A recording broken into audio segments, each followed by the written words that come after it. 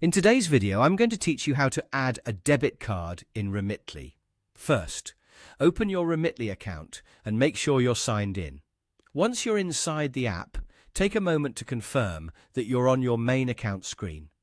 This makes it easier to find the settings and payment options without getting lost. If the app takes a second to load, just wait until everything is fully visible before moving on. Next, look for the Manage section and tap on it.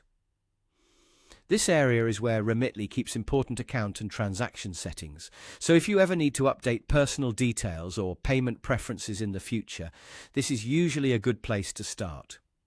When you open Manage, take your time and look through the options carefully so you can select the correct one. From there, tap on Payment Method. This section is specifically where you manage the ways you pay for transfers, including bank accounts, cards, or any other supported payment options connected to your account. Opening the Payment Method menu will let you see any existing payment methods already saved, as well as the option to add a new one. Now, tap Add Payment Method. This tells the app that you want to connect a new payment source to your Remitly account. If you see more than one option here, choose the one that matches what you want to add. After that, select Card. This is the option you'll use if you want to add a debit card. Once you tap it, Remitly will bring up the form where you can enter your card information. Carefully type in your debit card details exactly as they appear on the card. This usually includes the card number, expiration date, and any other required information.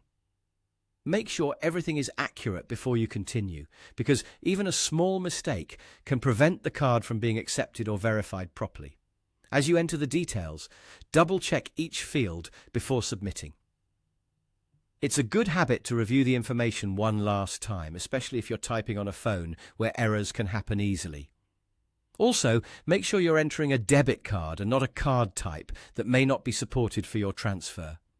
Once your details are entered correctly, follow any on-screen prompts to finish the process.